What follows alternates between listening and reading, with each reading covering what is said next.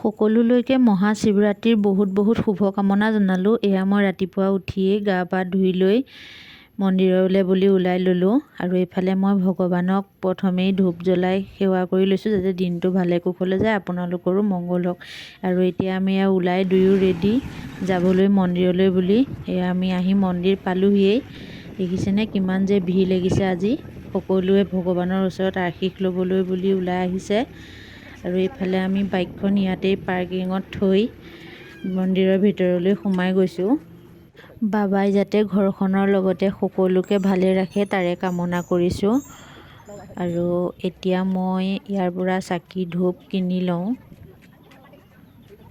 এয়া চাকি ধূপ লগতে গংগাজল লৈ লৈছোঁ। আপোনালোকক মই ক'বলৈ পাহৰিছিলোঁৱেই, আজি এইটো মোৰ প্ৰথম মিনি ব্লগ হয়। সকলোৱে ছাপোৰ্ট কৰিব, মৰম দিব, যাতে মই আগলৈ ভাল ভিডিঅ' বনাই যাব পাৰোঁ।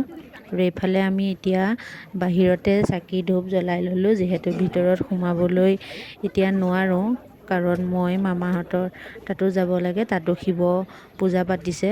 আৰু এইফালে বাহিৰতে গংগাজল ঢালি ল'লোঁ। আৰু এয়া দেখিছেনে, এইটো আমাৰ গহপুৰৰ বৰপুখুৰী। আৰু এতিয়া আমি মামাহঁতৰ ঘৰলৈ বুলি আহি আছোঁ। এয়া আহি পাই গ'লোহি। এতিয়া সৰ্বপ্ৰথমে মন্দিৰত ধূপ চাকি জ্বলাই সেৱা কৰি ল'লোঁ। তাৰ পাছত এয়া প্ৰসাদ আৰু লগতে ক্ষীৰ খাই ল'লোঁ। আৰু দেখিছেনে মামাহঁতৰ ঘৰত ফুলখিনি কিমান ধুনীয়াকৈ ফুলি আছে। তেন্তে আজিলৈ আহিছোঁ, বাই।